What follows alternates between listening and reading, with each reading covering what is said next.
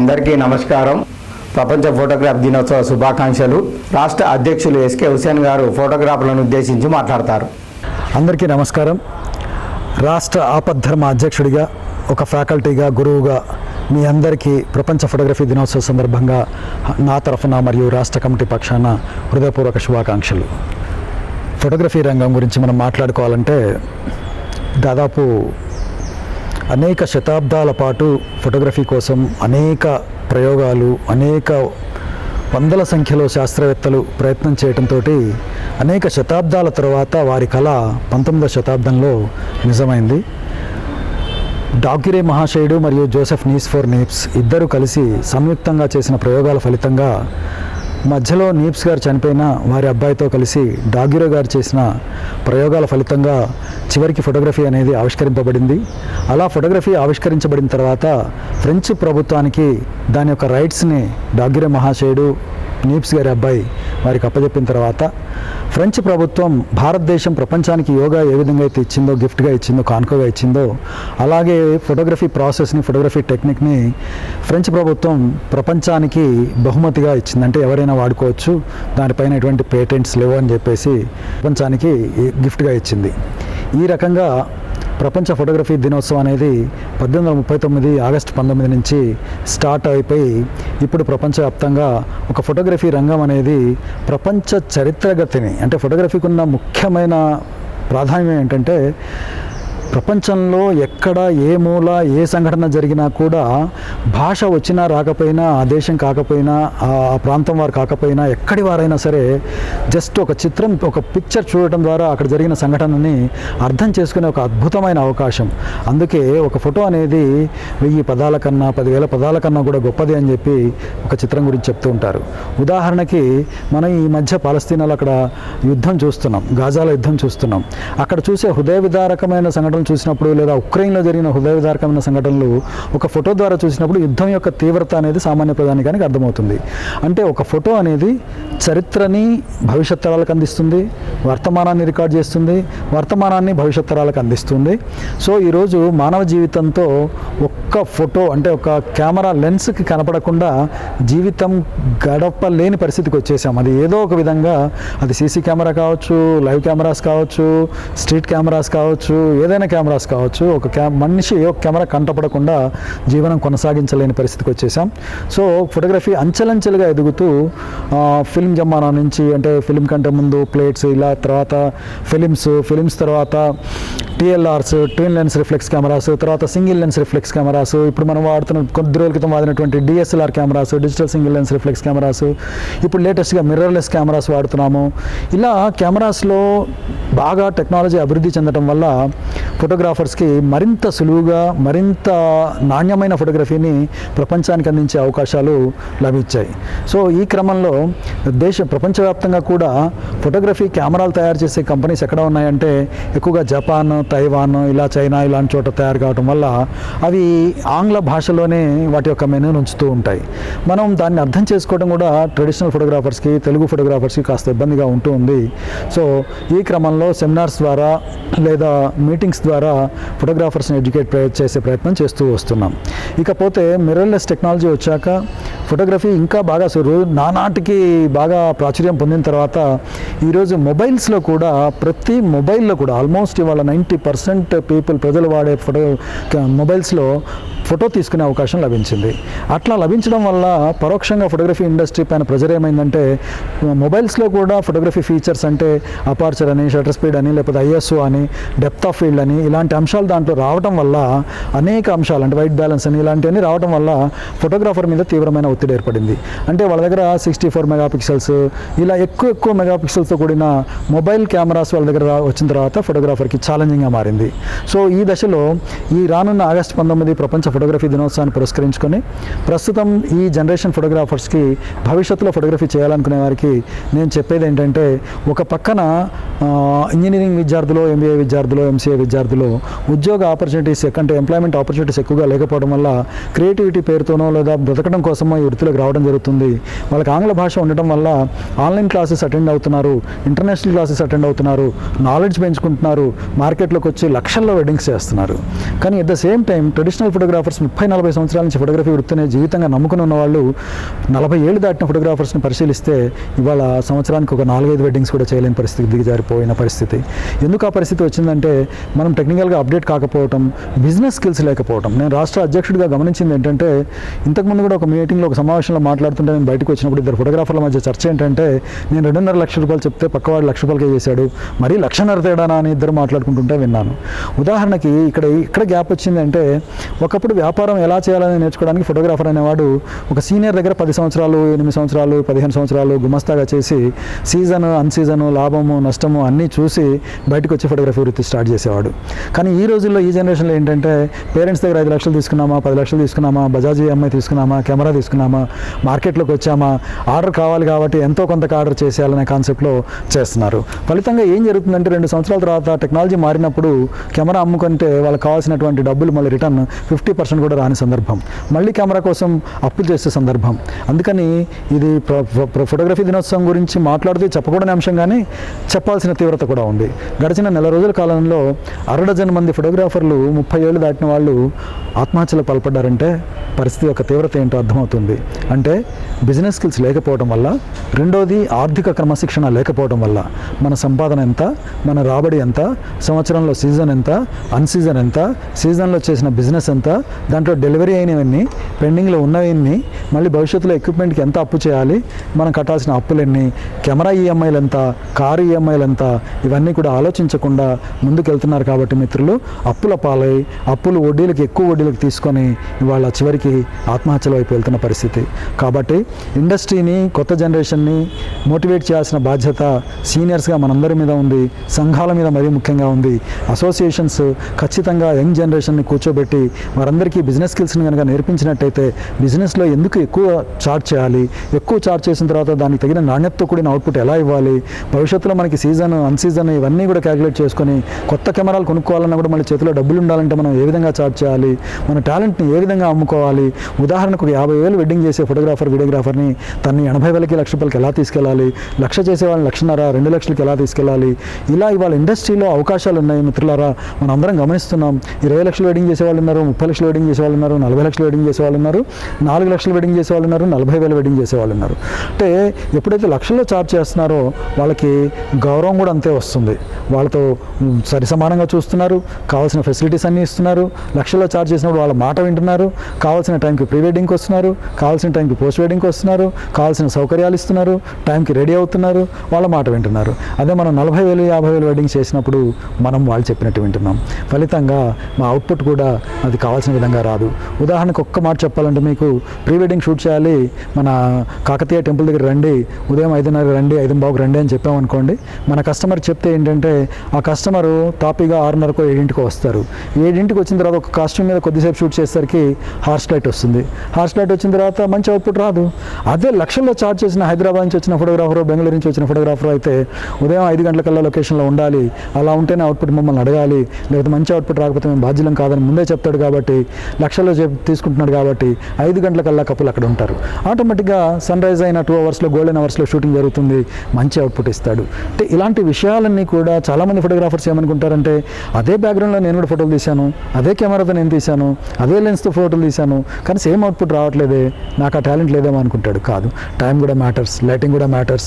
So ఇవన్నీ కూడా ఉంటాయి. Expressions, emotions, couple, costumes, angle, ఇవన్నీ కూడా ఉంటాయి. కాబట్టి వీటన్నిటిని ఎడ్యుకేట్ చేయాలంటే ఖచ్చితంగా సెమినార్స్ జరగాలి, మీటింగ్స్ జరగాలి. ఫోటోగ్రాఫర్స్ అంటే ఏదో 12 గంటలకు వస్తారు, ఒక భావన ఉంది, ఆ భావన నుంచి బయటికి రావాలి. ఉదయం 10 గంటలకు మీటింగ్ అంటే 9 గంటలకే వచ్చి 10ంటికి మీటింగ్ ఎందుకు స్టార్ట్ కాలేదు, 9:30కైనా స్టార్ట్ చేయండి, చాలామంది వచ్చారు కదా అని అడగాలి. తెలియని విషయాలను తెలుసుకోవాలి. లేదంటే భవిష్యత్తులో చాలా ఇబ్బందికరమైన అంశాలు రాబోతున్నాయి. ఉదాహరణకి నేను నిన్న హైదరాబాద్లో task, Telangana academy skill and knowledge అని ఒక టాస్క్ అనే ఒక సంస్థతోటి తెలంగాణ ప్రభుత్వం టైప్ అయింది, అలాగే ఆంధ్రప్రదేశ్ ప్రభుత్వం కూడా టైప్ అయింది. వీటి ద్వారా ఏంటంటే స్కిల్స్ నేర్పిస్తున్నారు, స్కిల్డ్ పర్సన్స్ ఇస్తున్నారు. అలాగే తెలంగాణ ప్రభుత్వం కూడా స్కిల్డ్ యూనివర్సిటీని స్టార్ట్ చేయబోతుంది, దాంట్లో కూడా ఫోటోగ్రఫీ నేర్పిస్తారు. ఇంకా విచిత్రం ఏంటంటే, ఇంటర్మీడియట్లో కూడా ఫోటోగ్రఫీ, వీడియోగ్రఫీ కోర్సు స్టార్ట్ అయింది. ఇంటర్మీడియట్లో ఫోటోగ్రఫీ, వీడియోగ్రఫీ కోర్సు స్టార్ట్ చేస్తే ఆ 2 సంవత్సరాల పాటు కోర్సు చేసి బయటకు వచ్చిన విద్యార్థి కెమెరాస్ పట్ల, టెక్నాలజీ పట్ల ఎంత పట్టుతో ఉంటాడు. ట్రెడిషనల్ ఫోటోగ్రాఫర్ సంవత్సరానికి ఒక సెమినార్ కూడా వినకుండా, ట్రెడిషనల్ పట్టు లేకుండా లేకుండా, టెక్నాలజీ మీద పట్టు లేకుండా కెమెరాస్ని సరిగా ఉపయోగించుకోలేని స్థితికి వస్తారు. కాబట్టి రాష్ట్ర అధ్యక్షుడిగా ఒక గురువుగా నేను పడుతున్న బాధ ఏంటంటే భవిష్యత్తులో ఖచ్చితంగా ఫోటోగ్రాఫర్స్కి బిజినెస్ స్కిల్స్తో పాటు టెక్నికల్ స్కిల్స్ కూడా ఎప్పటికప్పుడు నేర్పిస్తేనే రేపొద్దున ఇంటర్మీడియట్ చేసి వేల మంది విద్యార్థులు బయటకు వచ్చిన, డిగ్రీలు BFL చేసి ఫోటోగ్రఫీ చేసి బయటకు వచ్చిన నా సోదర ఫోటోగ్రాఫర్ని, నా వృత్తిలో ఉన్న ఫోటోగ్రాఫర్ని కాపాడుకోవాలనే ప్రయత్నం మాత్రం రాష్ట్ర సంఘం పక్షాన జిల్లా సంఘాలకు అండగా ఉంటూ సహకారం ఉంటూ నా వంతు ప్రయత్నం అయితే నేను చేస్తున్నాను. సార్ హుసేన్ గారు, మీరు మొదలుపెట్టిన ఈ కుటుంబ భరోసా స్కీమ్ ఎన్నో ఫోటో వీడియోగ్రాఫర్లకు కుటుంబాలకు ఆసరగా నిలిచినది. దానిని ఇలాగే కొనసాగించాలని ప్రతి ఒక్క ఫోటో అండ్ వీడియోగ్రాఫర్ ప్రపంచం మొత్తంగా ఇది తీసుకెళ్లాలని ఫోటో వీడియోగ్రాఫర్లు కోరుతున్నారు. మనిషి చనిపోతే ఇస్తున్నాం, చనిపోయిన తర్వాత వాళ్ళ పిల్లలకి, మైనర్ పిల్లలకి ప్రతి సంవత్సరం, ఈ సంవత్సరం కూడా ఇవ్వబోతున్నాం, 3వ సంవత్సరం అవుతుంది. సో ప్రతి సంవత్సరం ఒక్కొక్క పాపకి బాబుకి 5,000 చొప్పున ఇస్తూ వస్తున్నాం. ఈ సంవత్సరం కూడా ఆ పథకం కొనసాగుతుంది. అలాగే గాయపడిన ఫోటోగ్రాఫర్కి, అంటే ఇంట్లో జారిపడవచ్చు, బయట జారిపడవచ్చు, యాక్సిడెంట్ కావచ్చు, లేదా సర్జరీ కావచ్చు, అనారోగ్యంతో సర్జరీ కావచ్చు, 2 నెలలు కనుక బెడ్ రిడన్ అవుతే, ఖచ్చితంగా 2 నెలల పైన అవుతే 2 నెలల తర్వాత రాష్ట్ర సంఘం 10,000 రూపాయలు ఆర్థిక సహాయం అందిస్తుంది.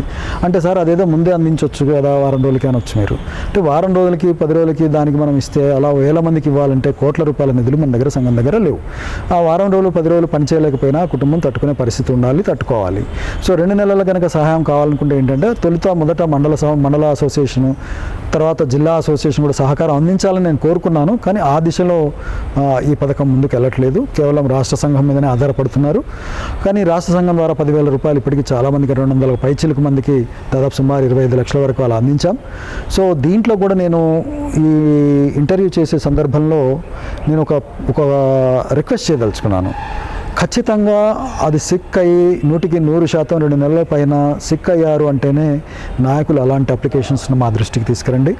అలాగే వాళ్ళకి ఆర్థిక స్తోమత ఉంది, మంచి అద్దెలు వస్తాయి, మంచి ఇన్కమ్ ఉంది, సెటిల్డ్ అనుకుంటే మాత్రం దయచేసి అలాంటి వాళ్ళు ఈ 10,000 పథకాన్ని ఆశించకపోవడం కరెక్ట్. ఇది ప్రభుత్వ పథకం కాదు, మనకు మనం పెట్టుకున్న 10 రూపాయల పథకంలో మిగిలిన డబ్బుల నుంచే ఇస్తున్నాం, మా సొంత జేబుల నుంచి ఇవ్వట్లేదు. కానీ నా ఉద్దేశం ఏంటంటే ఇలా తట్టుకోగలిగిన వాళ్ళు, ఆర్థిక వెసులుబాటు ఉన్న వాళ్ళు వదిలేస్తే ఈ 10,000 సహాయం పేదవాడికి పెద్ద సహాయం కింద కావట్లేదు. పెనం మీద నీళ్లు చల్లినట్టుగా, ఏదో కొంచెం వేడి నీళ్ళు కొంచెం చన్నీళ్ళకు తోడైనట్టుగా, ఇంకా వేడిగానే నీళ్ళు ఉంటున్నాయి కానీ చన్నీళ్ళుగా మారట్లేదు. నా ఆలోచన ఏంటంటే అందరూ సిన్సియర్గా, లీడర్స్, బాధితులు సహకరిస్తే ఈ 10,000 సహాయాన్ని 20,000 గానో 30,000 గానో చేస్తే ఒక పేద ఫోటోగ్రాఫర్కి 1,50,000 ఖర్చు అయినప్పుడు తన సంఘం నుంచి 20,000 30,000 వస్తే సంఘం పట్ల మరింత గౌరవం, మరింత బాధ్యత, మరింత బాధ్యత గల సభ్యుడిగా మారతాడు. సంఘం కూడా పూర్తి స్థాయిలో ఆదుకున్న వాళ్ళ మొత్తం నా ఆలోచన. కాబట్టి ఈ రకం కూడా సహకరించమని కోరుతున్నాను. ఇప్పటికే 100 రూపాయల పథకం కూడా పూర్తిగా స్టార్ట్ అయింది. పూర్తిగా స్టార్ట్ అయినా కూడా నియమ నిబంధనల విషయంలో మాత్రం నేను చాలా స్ట్రిక్ట్గా ఉంటాను. ఎందుకంటే ఎప్పుడైతే స్ట్రిక్ట్గా ఉండమో అప్పుడు ఆటోమేటిక్గా ఈ పథకం నిర్వీర్యం అయిపోతుంది. అది నా భయం. అలాగే 100 రూపాయల పథకంలో కూడా 6 నెలల ప్రొబేషనరీ పీరియడ్ని పెట్టాం. 10 రూపాయలు స్టార్ట్ చేసినప్పుడు ఆ రోజుల్లో లేదు, కానీ తర్వాత తదుపరి జాయిన్ అయిన వాళ్ళకి 10 రూపాయల ఫామ్లో కూడా 6 నెలల ప్రొబేషనరీ పీరియడ్ని స్టార్ట్ చేశాం. దీని వెనుక కారణం మీకు చెప్పాలి. ఉదాహరణకి 100 రూపాయల పథకంలో నా తోటి మిత్రుడు సిక్ అయిపోయాడు, అనారోగ్యంతో ఉన్నాడు. సో రేపో మాపో జరిగిపోవచ్చు, ఒక నెలకో 2 నెలలకో అనే పరిస్థితిలో ఉన్న వ్యక్తిని నేనే డబ్బులు కట్టి 100 రూపాయల చొప్పున జాయిన్ చేస్తే రేపొద్దున ఒక నెలకో 2 నెలలకు అతనికి ఏమైనా రిస్క్ జరిగితే నేను చేసింది మంచి పనే కావచ్చు, పుణ్యపనే కావచ్చు. కానీ ఈ రకంగా రాష్ట్ర వ్యాప్తంగా ఒక 30 మంది నాయకులు చేశారనుకోండి, తలా 5గురిని జాయిన్ చేశారనుకోండి, 150 రిస్కులు ఒక 6 నెలల్లో సంవత్సరంలో జరిగితే సగటు సభ్యులు ఏమనుకుంటారంటే అప్పుడు అమ్మో ఇన్ని డెత్లు జరిగితే నేను 15,000 కట్టా, 10,000 కట్టా, నేను చనిపోయినప్పటికీ ఇది ఉంటుందో ఉండదో, సంవత్సరం నా 10,000 పోతాయి తప్ప ఈ స్కీమ్ ముందుకు నడవదు, వద్దులే అని చెప్పి ఆగిపోతాడు. అంటే ఫలితంగా నేనేమంటానంటే ఎంతో కాలం నడవాల్సిన ఒక పథకం, మంచి ఆలోచనతో నడవాల్సిన పథకం స్టార్టింగ్లోనే ఆదిలోనే హంసపదలాగా ఆగిపోకూడదని నా ఆలోచన. నాయకుల్ని నేను తప్పుపట్టదలుచుకోవట్లేదు. కాబట్టి దయచేసి ఇప్పటికే సిక్ అయి ఉంటే మాత్రం దీంట్లో చేర్చకపోవడమే బెటర్. అలాగే 55 సంవత్సరాలు దాటితే ఇక పైన ఎవరిని కూడా మేము దీంట్లో చేర్చుకోదలుచుకోవట్లేదు. ఆల్రెడీ సిక్ అయి ఉంటే 6 నెలల ప్రొబేషనరీ పీరియడ్ కోసం కూడా చూడటం కాదు, అసలు చేరకపోవడమే కరెక్ట్. ఎందుకంటే స్కీమ్ నడవాలి, కొంతకాలం నడిచిన తర్వాత మళ్ళీ ఏమైనా కొంచెం అలవాటు పడిన తర్వాత జరిగితే పెద్ద ఇబ్బంది కాదు, కానీ ఇనీషియల్ డేస్లో ఇబ్బంది కలగకూడదని ఒక మంచి ఆలోచనతోటే నేను దాన్ని వ్యతిరేకిస్తున్నాను. అంటే వెంటనే చనిపోయే వాళ్ళని చేర్చడం అనేది కరెక్ట్ కాదని మాత్రం నా ఆలోచన. అలాగే 100 రూపాయల పథకంలో కూడా భవిష్యత్తులో మిగులు నిధి అనేది చాలా వస్తుంది. భవిష్యత్తులో మిగిలిన నిధి వస్తుంది. ఎందుకంటే ఒక 10 మందికి ఇచ్చాక 1000 రూపాయలు కట్టి చేరాల్సి ఉంటుంది. అప్పుడు 10 మందికి ఇచ్చాక 1000 మందికి 1000 రూపాయలు అంటే 1000 రూపాయలు కట్టాలి కదా, పాత 10 మందికి 1000 రూపాయలు కట్టాలి కదా. అలా ఒక 5000 మంది చేరారంటే 5000 ఇంటూ 1000 అంటే దాదాపు లక్షల రూపాయల నిధి మనకు సమకూరుతుంది. అప్పుడు ఆటోమేటిక్గా 100 రూపాయల పథకంలో చేరిన వ్యక్తికి గాయపడినప్పుడు సిక్కైనప్పుడు 10,000 కాదు, వాళ్ళు కూడా గొప్పగా 30,000, 40,000, 50,000 ఇచ్చే పరిస్థితి వస్తుంది. ఎందుకంటే ఇప్పుడు సభ్యులు తక్కువ మంది ఉంటారు, డబ్బులు ఎక్కువగా ఉంటాయి. 100 రూపాయల వ్యక్తులకి ఆ సహాయం అందుతుంది, 10 రూపాయల వ్యక్తులకి ఈ సహాయం అందుతుంది. రెండోది కూడా ఏంటంటే 10 రూపాయల సహాయం కూడా పెంచాలనే కాన్సెప్ట్లో 100 రూపాయల సభ్యుడు ఖచ్చితంగా 10 రూపాయల్లో సభ్యుడై ఉండాలి. అది నిబంధన. 100 రూపాయలు ఉన్నాడు, ప్రాంప్ట్ కట్టాడు, కానీ 10 రూపాయలు కట్టట్లేదన్నా కూడా ఇది వర్తించదు, అది గమనించాలి. ఎందుకంటే 10 రూపాయల సభ్యుడికి పేద సభ్యుడు ఉంటాడు, ఖచ్చితంగా అతని టర్న్ ఓవర్ ఎట్టి పరిస్థితుల్లో తగ్గకూడదు అనేది నా లక్ష్యం. కాబట్టి ఏంటంటే ఎట్టి పరిస్థితుల్లో 100 రూపాయల సభ్యుడు 10 రూపాయల్లో ఉండి ఉండాలి.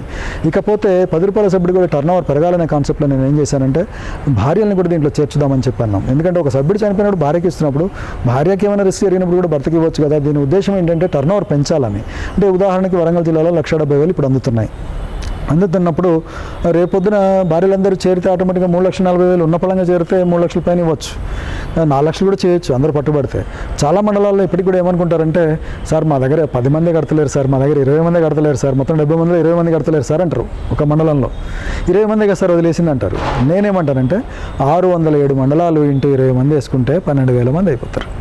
అంటే 12,000 మంది ఇంటూ 10 రూపాయలు వేసుకుంటే 1,20,000 అయింది. 12,000 మంది ఇంటూ భార్యాభర్తలు చేరారంటే 24,000 మంది అయ్యారు, 2,40,000 వస్తాయి. ఇది సింపుల్, ప్రతి మండలంలో చేయగలుగుతారు. మనం మంచిగా చేస్తున్నాం, కింది స్థాయి నుంచి మంచిగా చేస్తున్నాం. ఈ పథకంలో ఇప్పటి వరకు ఎవరి దగ్గర, ఈ వీడియో సందర్భంగా కూడా చెప్తున్నాను, ₹1 మేము నగదు రూపంలో ఎవరి దగ్గర తీసుకోలేదు. రాష్ట్ర సంఘం నేనే కాదు, నా రాష్ట్ర కార్యవర్గంలో ఉన్న ఎవరు కూడా ₹1 నగదు రూపంలో తీసుకోలేదు. ఎవరికీ మేము నగదు రూపంలో ఇవ్వలేదు. మేమంతా తెరచిన పుస్తకం లాగా ఉన్నాము. మేము ఇచ్చింది కేవలం కుటుంబ భరోసా ద్వారా, కుటుంబ భరోసా సహాయాలు కావచ్చు, గాయపడితే 10,000 కావచ్చు, లేదా పిల్లలుగా ఉంటే వాళ్ళకి 10,000 కావచ్చు, ఒక్కతే పాప ఒక్కటే బాబు ఉంటే 5,000 కావచ్చు. ఇంకా మిగతా 50-60 రూపాయలు డ్రా అయితే అకౌంట్ మెయింటెనెన్స్ కలిగి ఉంటుంది, కానీ అంతకు మించి ₹1 కూడా డ్రా చేసే పరిస్థితి ఉండదు. సో భవిష్యత్తులో, రానున్న భవిష్యత్తులో ఖచ్చితంగా 10 రూపాయల సంఖ్య పెరుగుతుంది, 100 రూపాయల సంఖ్య కూడా పెరుగుతుంది. 100 రూపాయల సంఖ్యలో కూడా చాలా పకడ్బందీగా వెళ్తున్నామండి. సార్ ఇంకోటి, రాష్ట్ర సంఘం సభ్యత్వాలు, జిల్లా సంఘం, మండల సంఘ సభ్యత్వాలు ఉన్నాయి.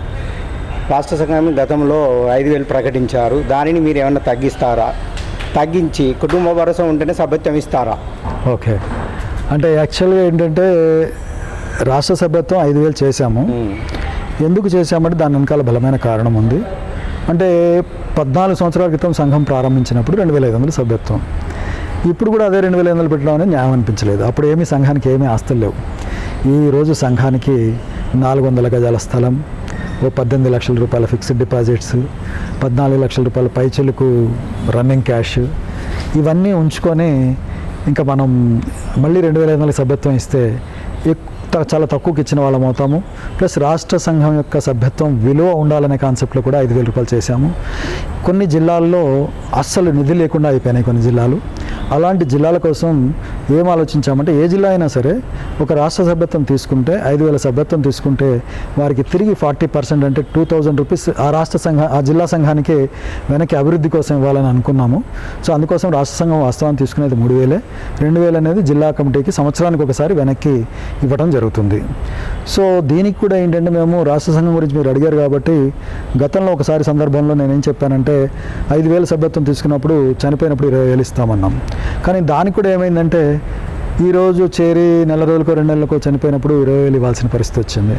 సో అప్పుడు నాకు ఒక ఆలోచన వచ్చింది, ఇలా ఎక్కువ మంది కనుక రిస్క్ జరిగే వాళ్ళంతా చేరితే, ఒక 100 మంది సభ్యులు చేరారు రాష్ట్రం మొత్తం మీద, ఒక్కొక్క జిల్లాలో 2-3 చేరారు, ఏదో జరుగుతుంది నాకు 2,500 కడితే 20,000 వస్తాయి, 5,000 కడితే 20,000 వస్తాయి అనుకుంటే ఆటోమేటిక్గా 100 మంది రిస్కులు జరిగితే 100 × 20,000 20 లక్షలు వాళ్ళు తీసుకెళ్ళిపోతారు. దాదాపు 1000 మంది సభ్యుల డబ్బులు వాళ్ళు తీసుకెళ్ళిపోతే బ్రతికి ఉన్నవాడికి లాస్ట్కి ఏమీ ఉండదు, శూన్యం ఉంటుంది. సగం తర్వాత శూన్యం ఉంటుంది. కాబట్టి దానికి ఒక ఆలోచన చేసి సభ్యత్వం, రాష్ట్ర సభ్యత్వం 5,000 తీసుకున్న తర్వాత తొలి 3 సంవత్సరాల లోపల రిస్క్ జరిగితే 10,000 రూపాయలు ఇస్తామంటే డబల్ ఆఫ్ ద అమౌంట్. ఏ బ్యాంకులో వేసినా డబల్ రాదు. ఎప్పుడు సభ్యుడికి అన్యాయం చేయకూడదనే సంఘం యొక్క మెయిన్ మోటో. అయితే ఒకవేళ 3 సంవత్సరాలు దాటిపోయి ఒక్కరోజైనా కూడా, ఈవెన్ 1 డే అయినా కూడా 15,000 రూపాయల ఆర్థిక సహాయం అందిస్తాం. అలాగే 7 సంవత్సరాలు దాటిపోతే సీనియర్ సభ్యుడిని గౌరవిస్తూ 20,000 సహాయాన్ని అందిస్తున్నాం. భవిష్యత్తులో అలాగే 10 సంవత్సరాలు దాటితే కూడా ఇంకా పెంచాలనే ఆలోచన కూడా మాకుంది. ఎందుకంటే సభ్యుడి సీనియారిటీని బట్టి, తన పెట్టుబడి అక్కడ పెట్టిన దాన్ని బట్టి మనం ఇస్తే న్యాయం చేసిన వాళ్ళం అవుతామనే ఆలోచన వచ్చింది. ఇటీవల కాలంలో మీ వరంగల్ జిల్లాలో, ఉదాహరణ వరంగల్ జిల్లాలోనే ఐడి నెంబర్ 83 వ్యక్తి చనిపోయారు. అలాగే 1951 ఐడి నెంబర్ కూడా చనిపోయారు. అంటే 83 ఐడి నెంబర్కి 1951 నెంబర్కి ఇద్దరికి సమాన డబ్బులు ఇస్తే కరెక్ట్ కాదు. ఒక సభ్యుడు 14 సంవత్సరాల క్రితం, 13 సంవత్సరాల క్రితం చేరాడు, ఒక సభ్యుడు పోయిన సంవత్సరం చేరాడు ప్లీనరీ సందర్భంగా. కాబట్టి ఇద్దరికి సమన్యాయం కరెక్ట్ కాదు. కాబట్టి సీనియర్ సభ్యుడికి 20,000 ఇచ్చాము, లాస్ట్ ఇయర్ చేరిన సభ్యుడికి 10,000 రూపాయల సహాయం అందించడం జరిగింది.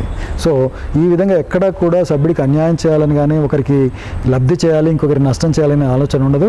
భవిష్యత్తులో కూడా సంఘం ఒక నిర్దిష్టమైన విధానాల ప్రకారం సంఘం నడవాలనే ఇలాంటి విధానాలు ఉంటాయి. వ్యవస్థని బలోపేతం చేయటం, స్థూలంగా 3 విషయాలు చెప్పగలుగుతాను. ఒకటి, వ్యవస్థని మరింత ఐకమత్యంతో ముందుకు తీసుకెళ్ళటం. ఈ ఐకమత్యాన్ని ప్రభుత్వ దృష్టికి తీసుకెళ్ళి ప్రభుత్వం నుంచి సాధించాల్సిన అంశాలని ఈ ప్రభుత్వంలో ఖచ్చితంగా సాధించే ప్రయత్నం చేయటము. రెండవది, ఫోటోగ్రఫీ ఇండస్ట్రీలో ఉన్న ప్రతి ఒక్కరికి చక్కటి టెక్నికల్ స్కిల్స్తో పాటు, చక్కటి బిజినెస్ స్కిల్స్తో పాటు, చక్కటి కమ్యూనికేషన్ స్కిల్స్తో పాటు వారందరికీ మంచి ఆపర్చునిటీస్ వచ్చే విధంగా తగు వ్యవస్థ నిర్మాణం జరగాలని. అంటే ఉదాహరణకి ఒక పట్టణంలో ఒక మంచి వీడియోగ్రాఫర్, మంచి ఫోటోగ్రాఫర్ ఉన్నాడు, కానీ అవకాశాలు చాలా తక్కువ ఉంటాయి. అలాంటి వాళ్ళకి ప్రాపర్ వేదిక దొరకడం కోసం నేను చూస్తున్నాను. ప్రాపర్ వేదికల ద్వారా వారికి అవకాశాలు ఇప్పించి వారి ఆర్థిక పురోగతికి కూడా పాటుపడాలని చూస్తున్నాను. అలాగే రాష్ట్రంలో ఉన్న అనేక మంది దాతలను కూడా ఇప్పటికే చాలామందిని మన సంఘం వైపు తీసుకురాగలిగాను.